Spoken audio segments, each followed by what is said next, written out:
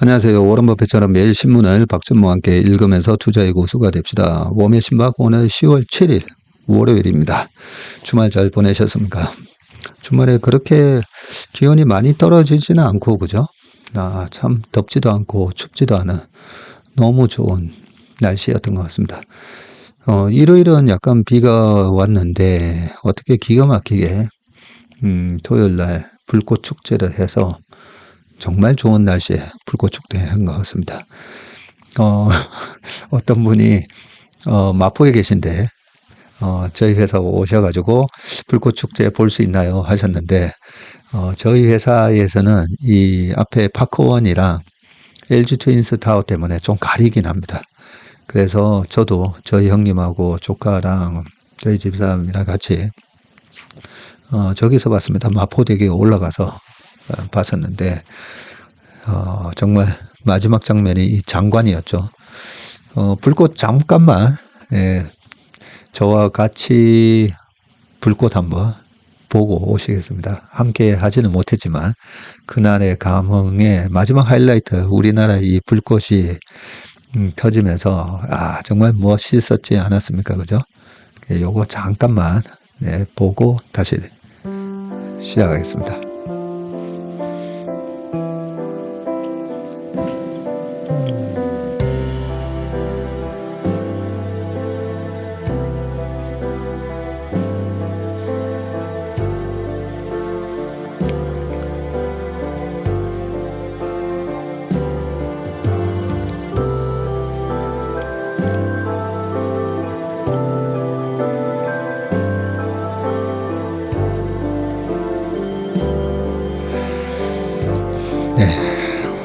불꽃 축제. 다음에 언젠가는 한번 우리 채슬리 인턴 분들이나 채슬리 구독자분들 몇 분 같이 해서 한번 불꽃 축제를 함께 볼 수 있는 날이 있기를 기원하겠습니다. 자, 그러면 빨리 숙제로 넘어가 보도록 하겠습니다. 지난번에도 하다 보니까 너무 시간이 많이 흘렀더라고요. 숙제하기 전에 저거는 해야죠. 잠깐만, 이 불꽃 장면을 좀 띄워놓고요. 아름다운 불꽃 장면.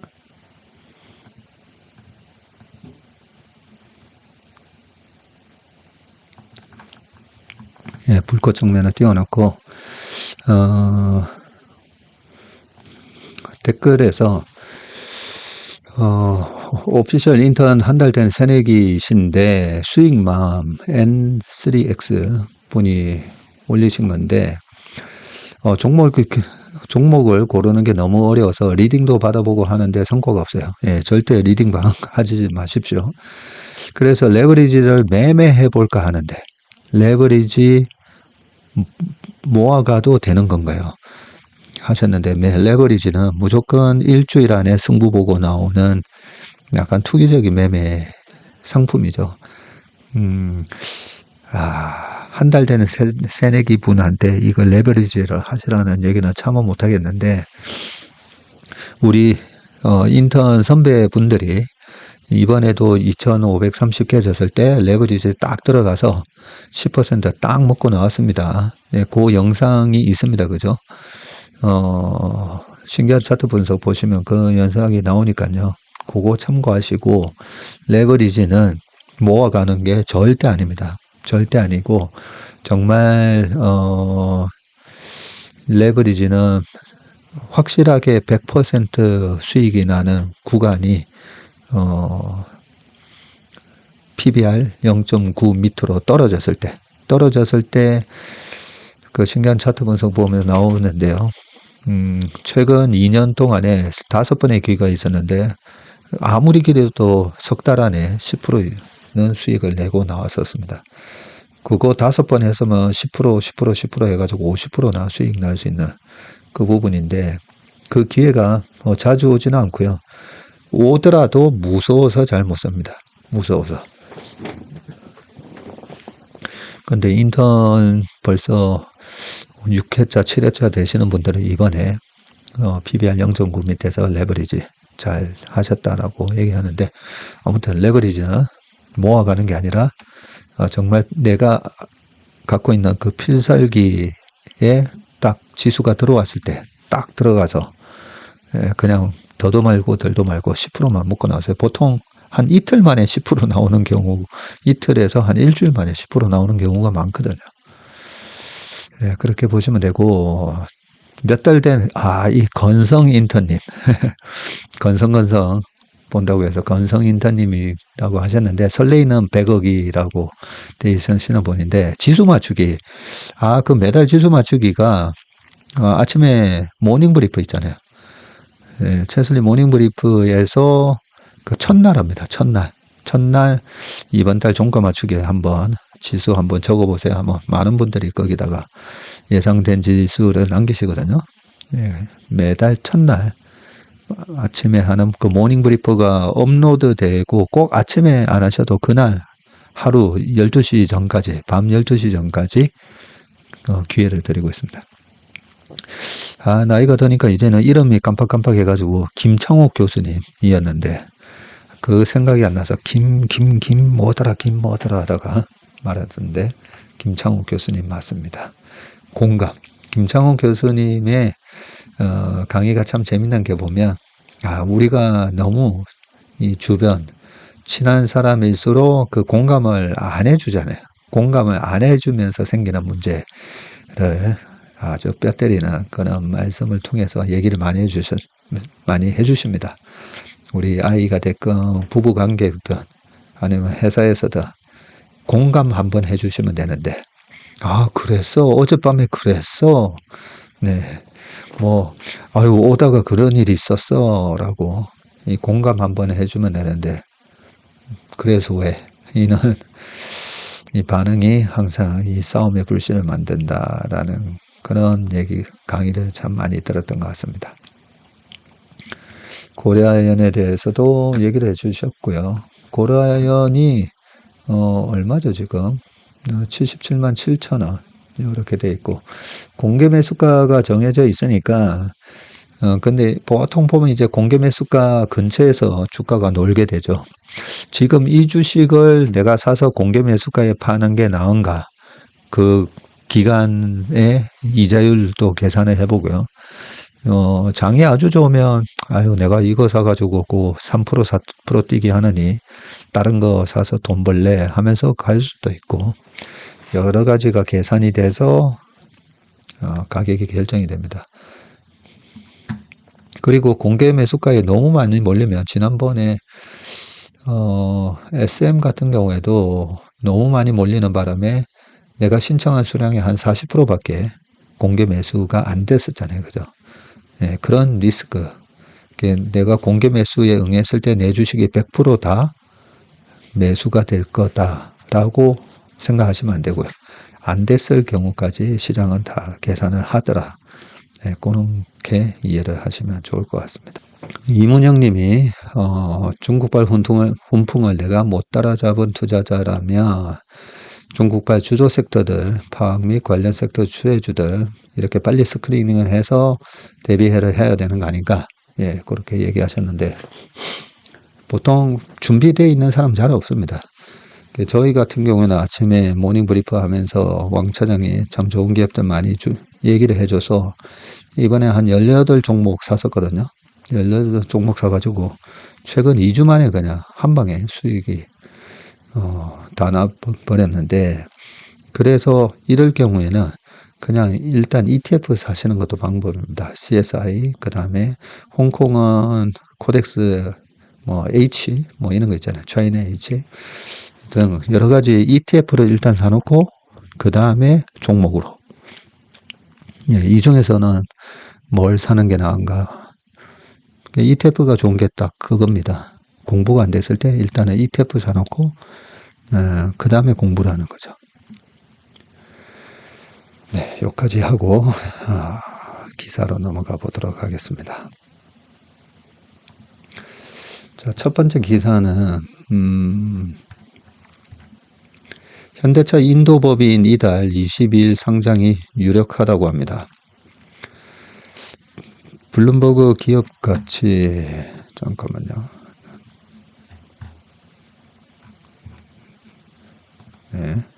블룸버그는 기업 가치가 25.6조, 25조 한 6천억 정도 될 거다. 이렇게 전망을 하고 있고, 지금 정의선 회장님이 완전히 셀럽이 되셨네요. 인도 법인이 이달 안에 인도 증시에 상장할 것이라는 전망이 커지고 있는 가운데 지난 4월 정의선 현대차그룹 회장이 인도에서 현지 직원들과 타운홀 미팅을 진행한 뒤 기념 촬영을 하는 모습이다. 직원들이군요. 보면 다들 표정들이 되게 좋다, 그죠?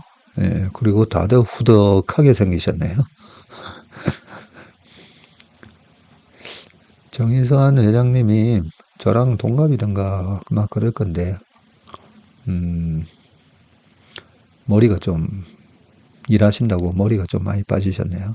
인도 증시 최대 규모 IPO로 기대되는 현대차 인도법인 HMI 상장이 이달 안에 이루어질 전망이다. 블룸버그가 오는 20일 상장 가능성이 크다고 보도한 가운데 국내 자동차 업계에서는 이달 내 상장이 유력하다는 관측이 나오고 있다.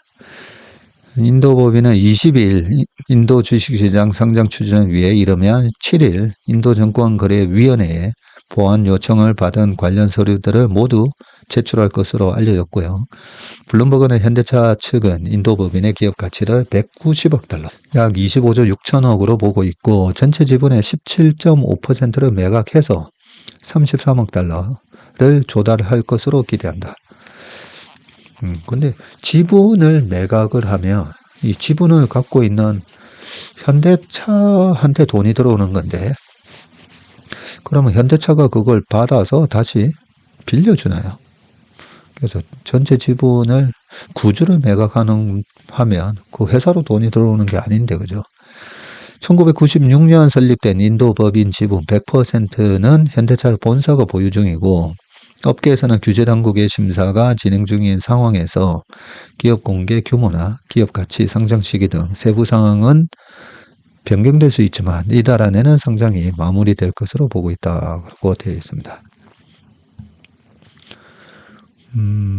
예상대로 현대차 인도법인이 상장을 하면 22년에 25억 달러를 조달한 인도생명보험공사를 제치고 인도 증시 사상 최대 규모의 IPO가 된다고 합니다.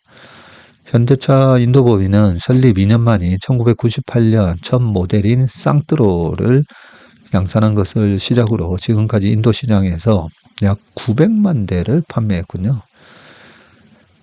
현대차 그룹은 중국, 미국에 이어 글로벌 3위 자동차 시장인 인도 시장에서 지난해엔 85만 7,111대를 팔아서 점유율 20.73%를 기록했네요. 그러면 인도 시장이 곱하기 5 하면 된다, 그죠? 곱하기 5 하면, 425만 대, 430만 대 정도 되네요.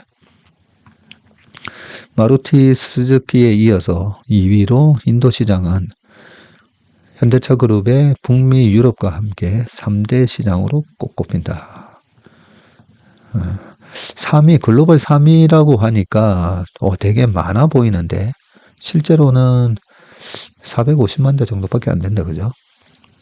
EU가 합쳐서 EU가 중국이 2,000에서 2,500만 대 사이고 미국이 1,500만 대, 그죠? 전후고 그 다음에 3등이 일본 시장도 아니고 인도 시장인데 한 450만 대, 그 정도군요. 근데 인도가 앞으로 중국처럼 나중에 결국은 2천만 대 시장으로 커질 거니까 거기서 지금 현대가 20% 점유율을 하고 있으니까 그래서 굉장히 의미가 있는 것 같습니다. 지난해 현대차 인도법인의 총자산은 5조 원, 순이익은 9,211억, 벌써 이 정도 돈을 벌고 있네요. 2분기 말 지분 100% 기준 장부가액은 7,544억 수준인데 1년에 9천억씩 벌고 있네. 그 다음 기사를 보겠습니다. 두 번째 기사는 올해 코스닥 종목 74%가 마이너스 수익률이었다고 합니다. 글로벌 증시 상승에서 한국만 소인데 올 들어서 코스닥 상장사 10개 중 7개가 마이너스를 기록을 했고, 전체 종목 중 60%의 주가가 지난해 말 대비해서 하락을 했습니다. 미국의 기준금리 인하와 연이은 중국 경기 부양책 등으로 시작된 글로벌 증시 상승세에서 한국만 소외됐다는 것을 단적으로 보여주는 수치다라고 되어 있고요. 코스닥이 1671종목 중에서 지난해 말 종가 대비 현재 주가가 하락한 종목이 1246종목. 또 주가 하락폭이 50%가 넘는 종목은 무려 108개나 되네요. 반토막 이상 난 주식이. 연초 이후 50% 이상 주가가 크게 떨어진 MFM 코리아, CHN, 현대사료 등은 주가가 1000원 미만인 이른바 동전주 신세가 됐고, 퀄리타스 반도체, 큐라티스 에이텀 등 지난해 기술 특례로 상장한 코스닥 종목들의 주가도 올 들어서 48에서 거의 70% 빠졌다고 합니다. 김동영 삼성증권 연구원은 과거에는 코스닥 150 내에 양호한 성장성을 가진 중소형주가 많았는데 최근에는 우량 중소형주의 비율이 줄고 있다고 했고요. 코스피의 경우에는 상장 종목 947개 중 583개가 올해 들어서 마이너스 수익률을 기록했고요. 주가가 50% 이상 떨어진 반토막 이하 종목은 총 18개로 3.1%네요. 근데 뭐 올해같이 이 좋은 장에서 누가 덜 떨어졌냐, 이 도토리 키재기 하고 있는데, 그죠? 코스닥이 종목 75%가 마이너스, 코스피는 61.5%가 마이너스, 50% 이상 떨어진 비율은 코스닥이 6.4, 그리고 코스피는 3.1. 네. 삼부토건 77.6, 스타 SM, 리츠, 하여튼 리츠가 어떻게 이렇게 77%나 빠지죠? DS 단석 73% 이렇게 빠졌네요. 한편 주가 상승률이 가장 높은 종목은 HD 현대일렉트릭이 300%, 하이트론 275, 한국화장품 제조가 231%. 네, 이렇게 되어 있습니다. 올 들어서 주요국 지수 중 코스닥 마이너스 11.2%보다 수익률이 낮은 지수는 러시아 RTS 지수, 이 전쟁하는 나라보다도 주가가 안 좋다, 그죠? 러시아 RTS 지수 마이너스 14%뿐입니다. 코스피가 마이너스 3.2, 코스닥이 마이너스 11.2, 브라질 보베스파 마이너스 1.7, 프랑스 까크 40, 보합 마이너스 0.02 등까지 합해서 마이너스 수익을 낸 글로벌 증시 지수 5개 중 2개를 당당히 우리나라가 차지하고 있습니다.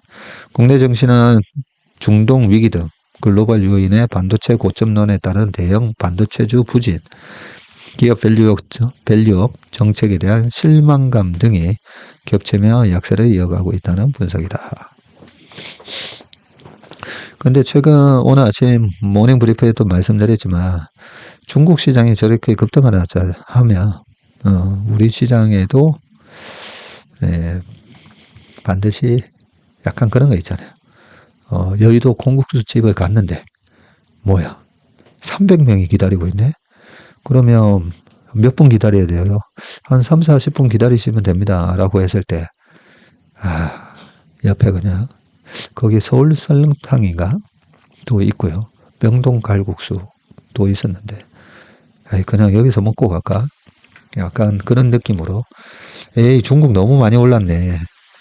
한국 바로 중국 바로 옆에 있는 한국은 야 뭐야 한국은 아직까지 마이너스네. 혹시 한국이 또 급등하지 않을까?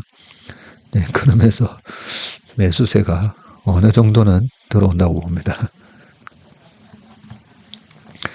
그래서 뭐 그것도 있고요. 그리고 11월, 12월 가면서 지금 이 금투세 이슈가 빨리 이제 종결이 돼야 되는데 금투세도 아마 유예나 폐지가 될 거고 여러 가지 지금 심리가 너무 안 좋잖아요.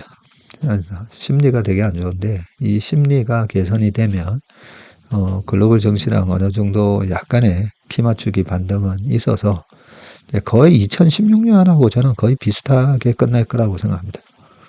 2016년도에 코스피가 한 3.3, 코스닥이 마이너스 7% 정도로 끝났었거든요. 약간 그것보다는 더 올라갈 수도 있다라고 생각합니다.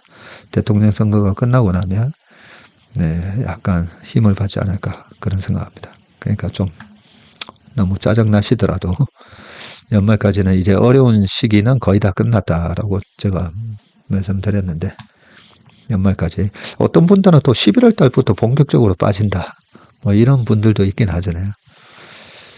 누가 맞을지는 모르겠지만 11월, 12월, 1월 초까지는 나쁘지 않을 거다 생각합니다. 기고 세계는 한국의 AI 리더십을 따라야 한다. 이 주가가 이 모양인데 한국의 AI 리더십을 따라야 된다. 누가 감히 이런 용감한 칼럼을 썼나요? 크리스 리헤인 오픈 AI 글로벌 정책 부문 부사장이래요. 오픈 AI입니다. 오픈 AI. 약간 다모다란 교수랑 좀 비슷하게 생기기도 하고 아닌가요? 일단 내용을 보겠습니다. 25년 전 한국 정부는 새롭게 떠오르는 디지털 경제에서 글로벌 리드가 되겠다는 야심찬 계획을 세웠고요. 한국은 사이버 코리아 21이라는 계획을 통해서 전국적 광대역 인터넷 접근성을 확대하고 새로운 광섬유 네트워크와 이동통신 기술과 같은 인터넷 인프라에 투자하기 위해서 약 28조 원을 투입했다고 한다. 이때 닷컴 버블 시절이죠. 99년도에 그때 당시에 정부에서도 이 코스닥 기업하고 이런 인터넷에 대한 투자에 좀 적극적으로 임했었던 걸로 기억이 납니다. 자, 이 프로그램을 주도한 정책 입안자들은 중요한 자리를 이해하고 있었는데, 인프라가 곧 운명이며 새롭게 떠오르는 기술에 투자하는 국가는 앞으로 상당한 경제적 사회적 혜택을 얻을 수 있다는 점이 바로 그 점이다. 이는 한국의 사례에서 실제로 확인할 수 있는데, 한국은 삼성과 SK 하이닉스 같은 대기업들과 활발한 스타트업 생태계를 보유한 글로벌 기술 강국이 되었다.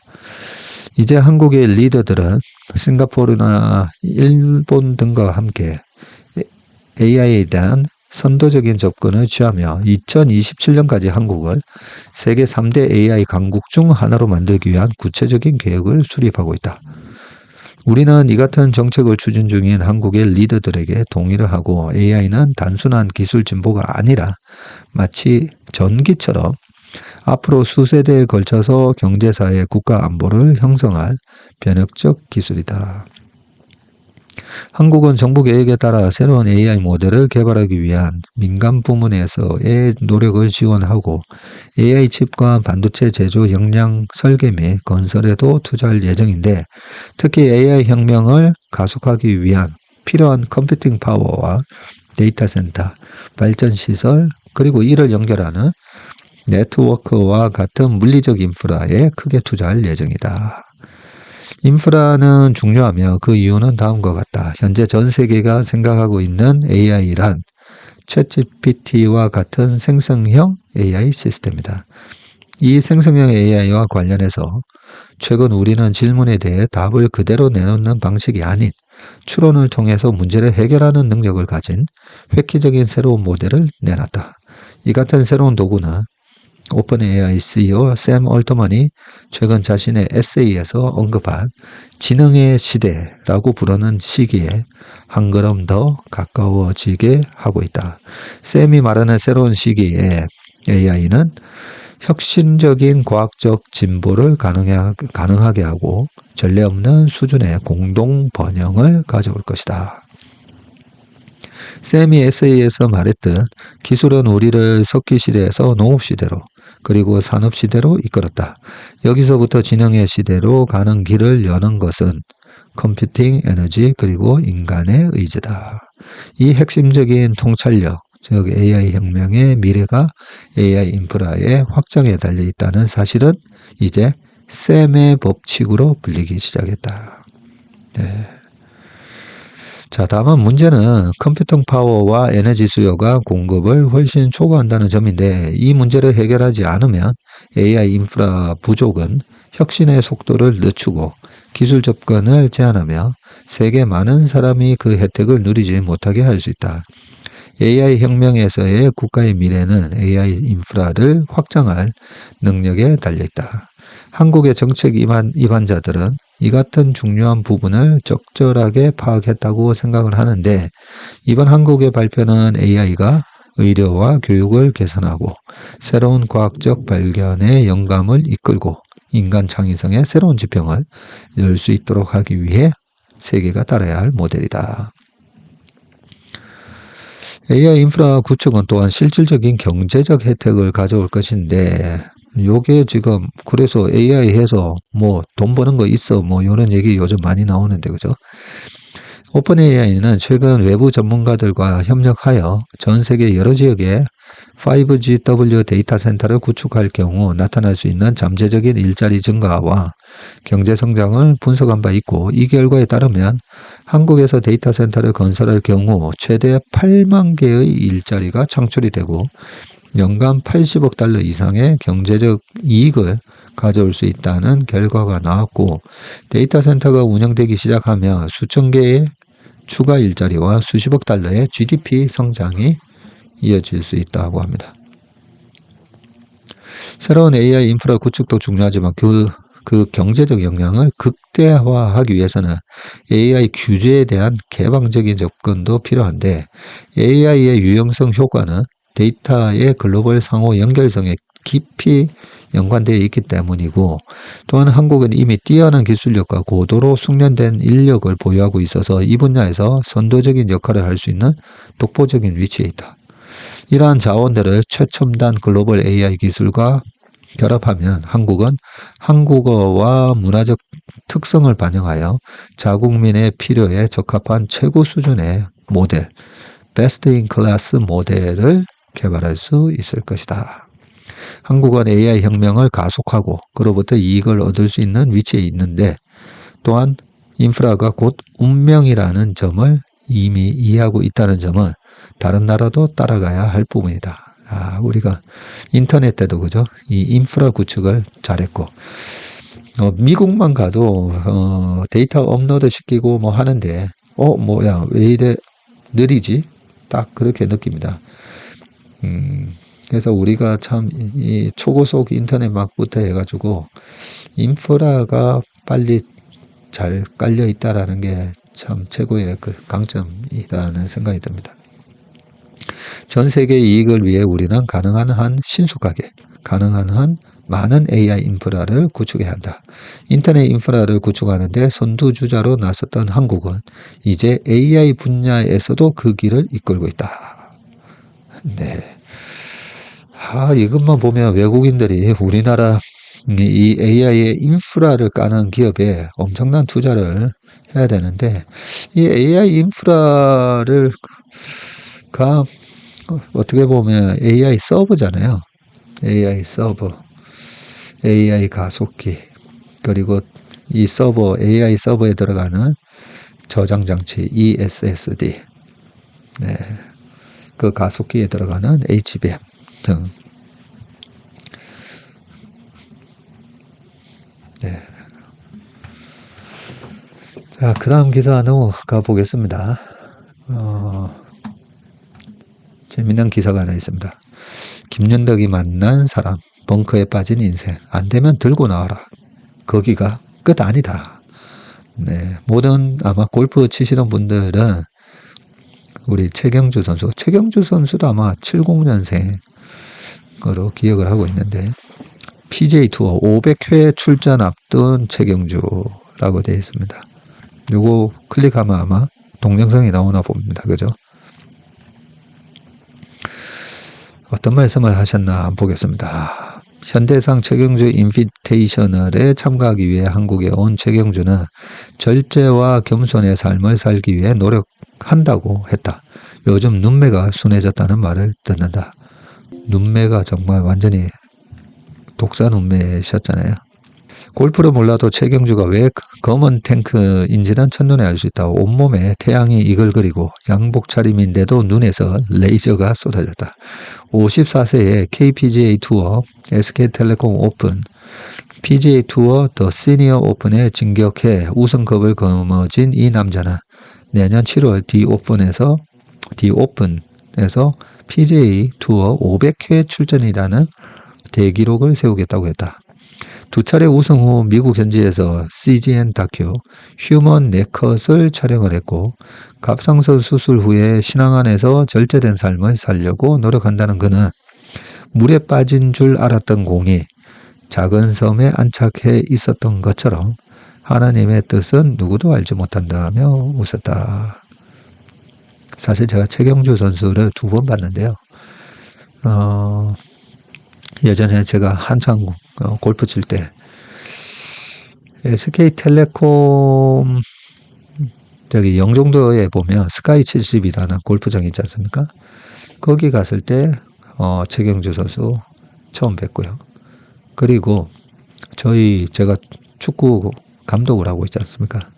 교회는 소망교회를 다니지만 축구 감독은 온누리교회에서 제가 축구 감독을 하고 있거든요. 저희 축구팀은 형님이 장로 입장식, 입관식, 큰일 날 말을 했네요. 제가 그런 용어에 좀 잘 익숙하지가 않아서 입장식이라고 했던 것 같은데, 그렇죠. 장로가 되시는 그것 때문에 입장식에 간다고 온누리교회를 갔다가 거기서 그날 최경주 선수가 장로가 되시는 날이었더라고요. 그래서 멀리서 보는데 굉장히 이제는 이미지가 얼굴이 되게 밝고 모든 운동선수분들 이 최고봉에 가 있는 운동선수들 보면 실제로 이래 보면 어떤 여유 그리고 선한 미소 뭐 이런 게 보입니다. 그죠?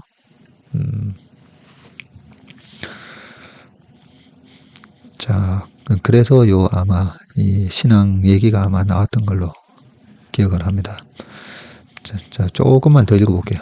30년 프로골프 인생에서 요즘이 최고로 재밌다고 하더라. 네, 저는 30년 주식 인생인데, 요즘이 최고로, 요즘도 힘듭니다. 예전보다 공이 똑바로 날아간다. 아이언샷은 내 인생에서 지금이 최고로 잘 맞는 것 같다. 욕심, 집착을 버리니 몸이 가벼워지고 편해졌다. 네. 지난 5월 KPGA 투어 SK텔레콤 오픈에서 극적인 우승을 이뤘다. 이번 5월 달에도 우승하셨네요. 물에 빠진 줄 알았던 공이 작은 섬에 안착해 있었다. 100만 번을 쳐도 그곳에 다시 공을 올려놓을 순 없을 거다. 인간의 능력에는 한계가 있다는 걸 그 경기가 보여줬다. 하나님의 하시는 일은 아무도 모른다. 간증을 하셨네요. 최고령 우승이라 중년 최경주의 체력에 관심이 집중이 됐는데 알코올 끊은 지 4년 됐고 술 좋아하셨군요. 콜라 사이다 같은 탄산음료에 이어서 최근에는 커피마저 끊었다. 네, 사실 알코올보다 더 안 좋은 게 요 콜라 사이다. 이 콜라 사이다에 사이다 한 병에 각설탕 한 7개 반 정도 들어가거든요. 각설탕을 물에 타가지고 7개 반을 드신다고 한번 생각해 보세요. 콜라 사이다. 네, 나이 드시면 안 드시는 게 좋습니다. 3년째 천일 운동을 이어가고 있다. 시합이 있든 없든 매일 스쿼트를 150개, 팔굽혀펴기 25개, 손 악력 운동 20개를 한다. 우승한 날도 예외가 아니다. 제가 팔굽혀펴기를 제 나이만큼 해보자라고 해서 제가 40대는 40개, 45세 될 때는 45개. 근데 50대니까 50개 하는 게 좀 힘들더라고요. 그러다가 무리하게 한 30개, 20개를 나눠서 했더니 이 뒷목이 아파가지고요. 처음에는 이거 뭐 혈압이 올라오나? 저 저혈압인데 왜 이러지 했었는데 보니까 한 3일만 이 푸시업을 하면 바로 이 근육통이 생기더라고요. 그래서 좀 못하긴 했는데 그렇게 많이 안 해도 되군요. 팔굽혀 펴기 25개. 스쿼트 150개. 스쿼트 150개도 절대 쉬운 건 아닌데, 그죠? 담배 끊기가 제일 어려웠다던데, 참느라고 나무를 몇 그루 뽑았는지 모른다. 하하. 아이고, 담배도 피셨군요. 세계 골프 레전드들의 경전장인 더 시니어 오픈 챔피언십에서도 우승했다. 변덕스러운 날씨, 크노스티 링크스의 좁고 깊은 항아리 벙커가 늘 힘들었는데 아이언샷과 퍼팅이 잘 되면서 좋은 결과가 나왔다. 평소 내가 큰 어른으로 모시는 잭 니클라우스도 엑셀런트 했다는 축하 메시지를 보냈더라라고 합니다. 자, PGA 투어 500회 출전이 2경기 남았는데 그게 쉬운 기록이 아닌가 보다 했더니 타이거 우즈도? 타이거 우즈가 그렇게 어릴 때부터 출전을 했는데 400회가 안 되군요. 25회씩 20년을 꼬박 출전했어야 세울 수 있는 기록이다. 20년 동안 PGA 선수 자격 요건을 계속 충족시키면서 출전했다는 뜻이라 우승 이상으로 여기고 축하해 준다.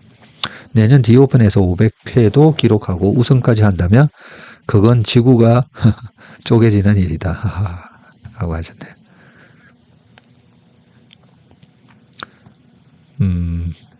지난 5월 19일 제주도 스키포시 핑커스 골프클럽에서 SK텔레콤 오픈에서 우승을 했었군요.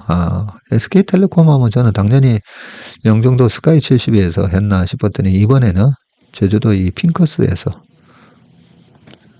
했군요. 이 핑커스 골프장도 뭐 대단히 보시다시피 대단히 아름다운 골프장이지만 요 뒤에 있는 이 클럽하우스 뒤에 보면 이 숙소가 있거든요.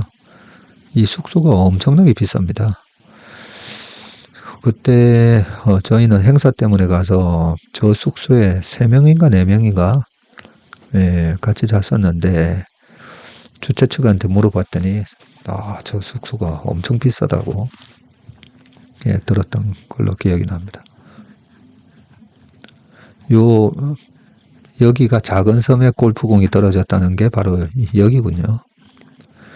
자, 두 눈에 도끼가 쌓이니요.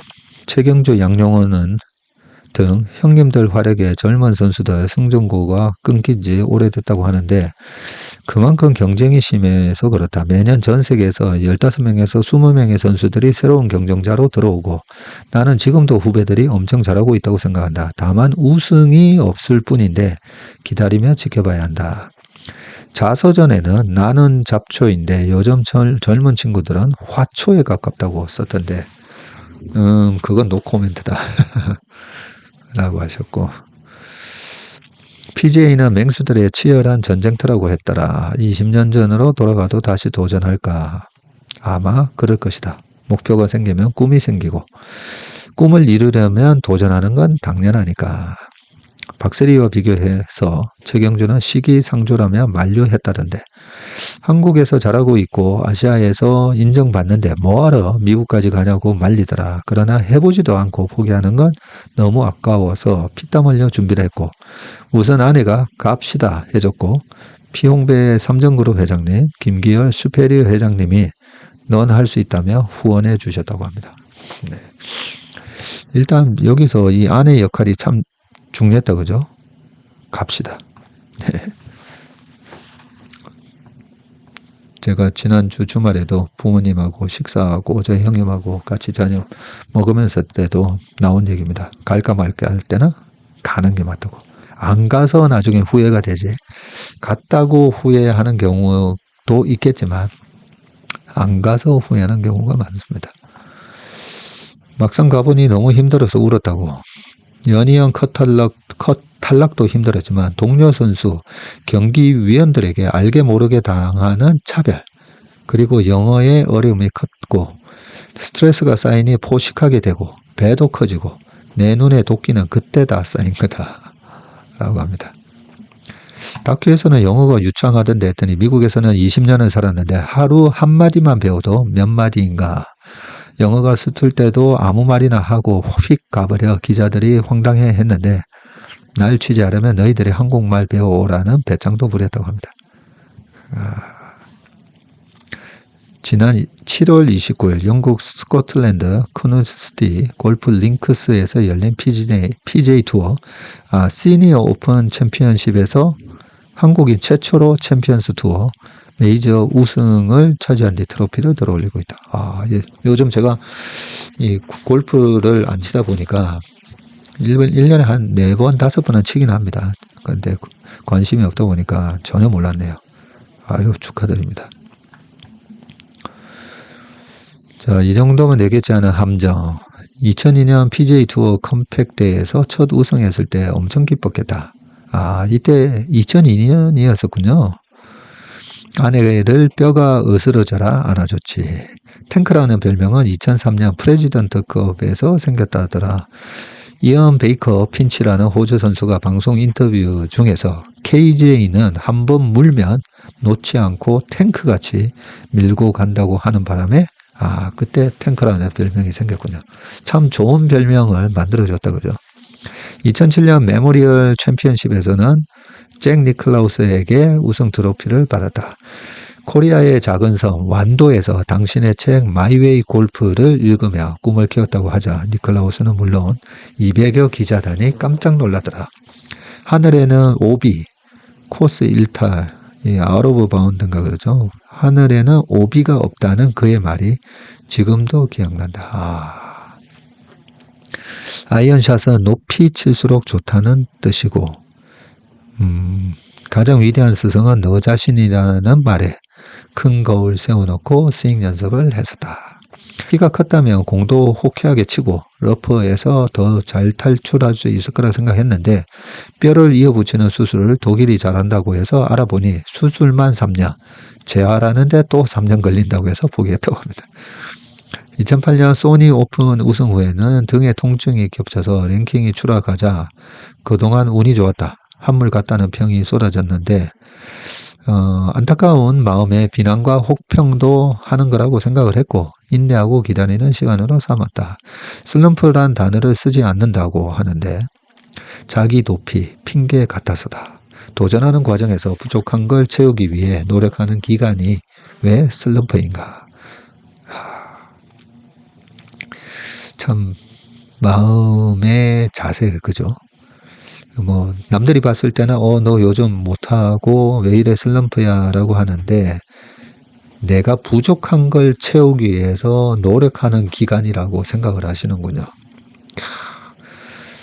네, 이 말씀을 명심하고 적어 놓아야 되겠습니다. 도전하는 과정에서 부족한 걸 채우기 위해 노력하는 기간이 왜 슬럼프인가. 내겐 스윙 자세 교정하고 골프채도 이것저것 써보면서 비거리를 늘리고 성적을 높이는 시간이었다고 합니다. 골프는 내가 흘린 땀의 무게를 정확하게 계산해 준다고 했더라. 지금도 연습 플레이인가. 젊었을 때는 하루 1000개씩 공을 쳤지만 요즘은 척추에 무리가 와서 400개 치면 집에 와야 한다. 400개? 우리가 보통 연습장 가면 그죠? 80분 끊어가지고 열심히 자동으로 올라오는 공 열심히 한 300개 넘게 치면 허리 무리 옵니다. 네, 칠 때는 막 모르고 치다가 나중에 막 허리병 오고. 근데 옛날에는 하루에 1000개씩 쳤다네요. 손흥민 선수도 슈팅을 그죠. 하루에 오른발 왼발 1000개씩 하고 이용표 선수도 줄넘기를 3000개씩 했다고 하니까 후배들이 벙커샷의 달인이 된 비결을 물었더니 하루 8시간씩 한 달간 벙커에서 나오지 말고 연습하라고 했다던데 진짜 이건 너무한 거 아닙니까? 하루 8시간을 벙커에서만 그건 좀 과장이라고 합니다. 매일 4시간씩 16년을 했다고 합니다. 16년. 1시간 연습이 일주일이 되고 한 달이 1년으로 이어지면 변화 성장은 반드시 온다. 예, 타이거 우즈가 최경주한테 이 어깨에 우리나라 같으면 이제 나이가 차이가 있으면 이렇게 연상자한테 어깨에 손을 못 올리잖아요. 근데 미국은 my friend 하면서 최경주의 어깨에 손을 얹으면서 그랬죠. 어떻게 그렇게 벙커샷을 잘하시냐고. 그 정도로 이 PGA에서는 최경주 선수가 벙커샷을 잘한다라고 소문이 나 있습니다. 근데 이유가 있었는데요. 4시간씩 16분. 우리가 1만 시간의 법칙이라고 하는데 4시간씩 16년. 4시간이면 365 곱하기 4시간만 하더라도 그죠? 4, 32 되니까 424. 1400시간이 되는데 그걸 1400시간에 10년 하면 14,000시간이 되고 그죠? 6년을 더 해야 되니까 거의 1만 시간이 아니라 2만 시간이 넘게 연습을 한 거네요. 지루하고 힘든 시간이다. 몸으로 이해해야 자신에 대한 믿음이 생기고 자신감도 나온다. 나처럼 골프를 늦게 시작한 선수에게는 연습량이 절대적이어서 이 정도면 되겠지 하는 함정에 빠지지 않으려고 이를 악물었다고 합니다. 시합에서는 심박수가 78에서 85bpm 정도 유지해야 되는데 자신감이 없으면 90 이상 올라가서 몸이 떨려오는군요. 시합에서는 마음이 불안해 장갑을 뺐다 꼈다 하게 되면 그러면 안 된다는 거죠. 내일 일을 장담하지 말라. 자, 이 내용이 너무 좋아서 좀 시간이 가도 조금만 더 읽어보겠습니다. 고집과 강단은 어부였던 아버지에게서 물려받은 건가? 평생을 받아와 싸운 아버지에겐 죽음을 두려워하지 않는 강인함이 있었다. 아버님 닮으셨군요. 고깃대가 오기 전엔 그물을 쳐야 고기를 잡지. 고깃대가 오는 걸 보고 그물을 던지면 이미 늦다는 말씀도 기억난다. 이거 뭐 주식 투자하고 뭐 똑같은 말이다, 그죠? 지금도 유자 농사 짓고 배추, 고추, 마늘, 양파 다 키워서 자식들한테 보내주신다고 합니다. 아버님이 건강하시군요. 자서전 코리안 탱크 최경주의 아내 김현정 씨가 침대 끝에서 남편의 발을 잡고 기도하는 대목이 뭉클했다고 하는데 그런 장면이 또 있군요. 장면의 상상만 해도 좀 울컥한데요. 펄떡이는 망둥이를 관리하려니 얼마나 힘들었겠냐. 아내는 하나님이 내게 주신 가장 특별한 선물이다. 여기 온누리 교회 나오네요. 아내를 따라 온누리 교회에 나갔다고 하더라. 말이 크리스찬이지 하나님 안에서 산 적은 별로 없다. 하영조 목사님이 늘 강조하셨다. 겸손의 삶을 나이 들어서야 깨닫고 실천하려 노력한다. 네. 이 종교를 가지면요. 제가 예전에 종교 얘기 살짝 한번 했지 않습니까? 그죠? 종교의 힘이 가장 강력하게 힘을 발휘하는 게 저는 이거라고 생각합니다. 신 앞에서 우리가 얼마나 인간이 미약한 존재인지, 아까 작은 섬에 떨어지는 그 모든 우연처럼 보이는 이런 하나하나가 어떻게 보면 인간이 우리가 참 할 수 있는 노력은 하는데 참 열심히 사는데 이 성공하신 분들이 다 참 운이 좋았다라고 얘기한다 그랬잖아요. 그게 나를 겸손하게 만드는 그런 어떤 신앙심에서 나온다라고 생각합니다. 그래서 저는 어떤 종교를 가지시든지 투자를 하시는 때도 종교를 가지시는 게 좋다. 늘 말씀드립니다. 왜냐하면 투자에서 겸손하지 않으면 살아남을 수가 없기 때문입니다. 밑에 얘기는 나머지는 한번 읽어보십시오. 요 제목, 요 내용을 읽어봐야죠. 인생의 벙커에 빠진 사람들에게 정 안 되면 그냥 들고 나와라. 거기가 인생의 끝이 아니다. 우리가 골프 치다 보면 벙커에서 한 4번 퍼덕퍼덕 하다가 엄청 망신스럽잖아요. 그죠? 보는 사람도 좀 민망하고 치는 사람도 얼굴 벌개지면서 벙커에서 못 빠져나오면 그러면서 나 골프는 안 되나 막 이렇게 하는데 지나고 나면 그거 한 일주일 지나고 나면 다 아무것도 아닌 거잖아요. 그죠? 근데 이 골프 치면서는 이 주변 사람하고 4명이서 같이 치다 보니까 그게 창피하고 나는 왜 이런가 막 이런 생각이 들 때도 있고 한데 인생의 벙커에 빠졌을 때도 정 안 되면 그냥 들고 나오면 된다. 그게 인생의 끝이 아니다는 참 좋은 말씀을 하셨습니다. 참, 그리고 그 최경주 선수의 골프백과 신발 뒤꿈치에 이 태극 문양을 또 붙이고 다니셔서 유명해지셨죠. 어딜 가든 태극기를 보면 힘이 되고 은혜가 된다. 해공항에 가도 태극기가 있는지부터 확인한다. 와. 한 번은 시애틀 경기장에 태극기가 안 보여 내가 직접 구에다 걸어준 적도 있다고 합니다. 참 이런 마음이 그죠? 우리 최경주 선수를 응원하게 되고 참 좋아하는 게 되는 게 다 이런 마음을 가지고 계시기 때문이 아닌가 생각됩니다. 대한민국 정부가 스폰서냐는 말도 들었다는데 2010년 나이키와 헤어지고 1년간 후원사를 못 구했다.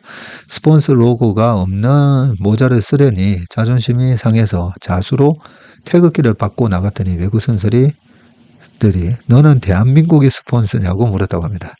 그 후 SK텔레콤이 후원사가 돼서 모자에 SK를 받고 나갔는데 동료들이 또 감탄했다. 너희 정부는 정말 최고라고. SK를 사우스 코리아의 약자로 이해한 거다. 하하하. 되게 재밌다, 그죠? SK를 받고 나갔는데 그게 SK 그룹이 아니라 와, 사우스 코리아를 이니셜로 하고 나갔다고. 말씀도 참 재밌게 잘하시네요. 하여튼 우리 골프계에서는 여자는 박세리 선수 때문에 박세리 키즈가 그죠? 탄생을 많이 해서 신지혜 선수부터 박성현 뭐 많지 않습니까, 그죠? 최나연 등등 해서 꿈을 키워주고 희망을 주고 우리도 할 수가 있구나. 우리도 LPGA에 가서 할 수가 있구나. 그런 희망을 준 것처럼 우리 최경주 선수가 참 많은 사람들에게 희망을 준 것 같습니다. 고맙습니다. 기사가 2개나 남았는데 자 이스라엘 전쟁 1년, 미 대선까지 흔드는 네타냐후, 하마스, 헤즈볼라, 이란 모두 공격, 미 압박도 안 먹혀서 중동 전략 타격, 대선 표심 좌우할 주요 변수로라고 되어 있습니다. 지금 보면 23년 11월, 작년이고 10월 초에 하마스가 먼저 공격을 했고, 그죠? 야, 벌써 1년이 됐네. 네, 이스라엘이 지난 1년 동안 벌여온 전쟁입니다. 시리아, 이라크, 이란, 그리고 얼마 전에 레바논, 가자지구 완전히 뭐 쓸어버렸고요. 그죠? 전쟁 일지도 쭉 나옵니다. 10월 7일 날 하마스가 이스라엘 남부를 기습 공격을 했습니다. 이때 이런 일들이 쭉 있었고요. 그죠? 파이낸셜 타임즈는 세 차례 총리로 재직하면서 미국 대통령 4명을 상대한 네타냐후는 조 바이든 대통령이 자신에게 촉구하는 휴전 권고 등 조언에 귀를 기울이지 않고 있다. 네타냐후의 폭주와 이에 대처하는 바이든의 소극성이 박빙인 미 대선에 큰 변수가 될 것이라고 전했다. 네, 얼마 전 기사에서도 한번 말씀드렸지만 미국에 거주하고 있는 이 아랍계 이민자들 입장에서는 바이든이 왜 이렇게 소극적이냐, 빨리 중재해야 되는 게 아니냐 하면서 지금 굉장히 실망하면서 표심이 멀어지고 있다. 뭐 이런 얘기가 있었죠. 네, 요 시간이 너무 많이 지나서 요거는 아마 읽어보시고요. 마지막 기사 읽고 끝내겠습니다. 내일 삼성전자 3분기 실적 발표 1등주 구겨진 체면 다시 살릴까. 야, 정말 요즘 삼성전자 체면이 말이 아닙니다. 연일 하락하면서 2년 만에 지금 최저 수준 됐고요. 52주 신저가가 되어 있습니다. 전자 보통주의 시가총액 비중은 18.6%로 네, 우선주와 합할 경우 시총 비중은 20.7%밖에 안 되네요. 22년 10월 이후 최저치입니다. 당시 삼성전자 시총 비중이 보통주가 18.05, 우선주까지 합치면 20.3이었는데 22년 10월이 미국 시장 바닥 찍는 날이었잖아요. 우리 시장도 9월 말에 바닥 칠 때였었고, 자, 급락장세가 연출된 지난 8월과 비교해도 시총 비중이 보통주 기준으로 2.46%포인트나 줄었고요. 우선주 포함 시에는 2.67%나 줄었습니다. 뭐 여러 가지 부진의 원인은 다 우리가 알고 있고, 그죠? 뭐 맥크리 증권 얘기도 있고 다 있고, 목표 주가도 반토막 냈고 매수해서 중립으로 이렇게 많이들 낮추기도 했다라고 뭐 쭉 돼 있고 지금 시총이 한 360조 정도 되고 한동희 SK증권 연구원은 거시경제 부진에 따른 세트의 더딘 회복과 이로 인한 메모리 사이클 둔화를 반영해서 25년 영업이익 전반치를 50조 원으로 하향한다고 그렇게 밝혔네요. 다만 그는 현재 주가는 12개월 선행 PBR로 1.02배입니다. 예전에는 1.1배에서 2.1 사이에서 움직였는데 1.0이고요. AI 강세 지속 속에 HBM, DDR5, DRAM 고용량 모듈 eSSD 호조를 감안하면 낮은 기재의 전통 세트 부진이 메모리 업계에 미치는 악영향은 지나치게 과장돼 있다고 판단했고 키움의 박유왕 연구원도 전자주가는 HBM3E 양산 콜 테스트에 대한 거듭된 실망과 HBM 공급 과잉 우려, 낸드 업황 악화, 파운드리 수주 부진, 3분기 실적 부진 우려 등을 이유로 지난 7월 고점 대비 30%나 하락을 했는데 전자의 현재 주가 수준에서는 HBM3의 엔비디아 양산 콜 테스트 완료와 HBM 가격이 하락하지 않고 디램 업황도 양호하다는 안도감만으로도 충분한 수준의 반등이 있을 수 있다고 부연 설명을 했습니다. 자, 내일입니다. 내일 3분기 잠정 실적을 발표를 하게 되는데 세부 실적은 공개되지 않고요. 그냥 뭉뚱그려서 발표할 건데 반도체 사업을 담당하는 DS 부문이 전체 실적의 50% 이상을 견인할 거고요. 현재는 한 매출 80조, 이익은 10조 3천억 정도 컨센입니다. 지금은 근데 9조대 뭐 나올 수 있다 이런 얘기가 여의도에서는 돌았기 때문에 컨센 정도만 나와도 그래도 컨센 맞췄네 라고 아마 할 거고요. 현재 여의도 분위기는 뭐 9조대 얘기가 나오는데 근데 마이크론하고 그동안의 수출 데이터를 보면 과연 9조대가 나올까 싶습니다. 그런데 너무 이제 컨센이 지금 톤다운 돼 있습니다.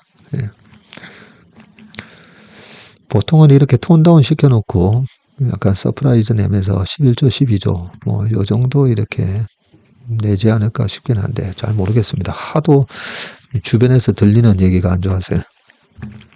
증권가에서는 DS 부문 아이고 시간이 또 1시간이 넘어버렸네. 증권가에서는 DS 부문이 25조에서 24조 영업이익은 5조 2천억에서 6조 3천억 추산하고 있네요. 이러면 하이닉스보다 오히려 적다 그죠? 하이닉스가 이번에 6조 7천억 정도 예상을 하고 있으니까요. 최소 영업이익 격차가 4천억에서 최대 1조 5천억에 이를 수 있다. 이렇게 되어 있습니다. 이와 별개로 하이닉스는 반도체 최대 호황기였던 2018년 이후 역대 최대 분기 영업이익 달성도 예상이 되는데 2018년 2분기와 3분기에 그때 당시에 5조 5천억, 6조 5천억의 영업이익을 달성을 했고 이때 당시에 영업이익률이 50%가 넘었거든요.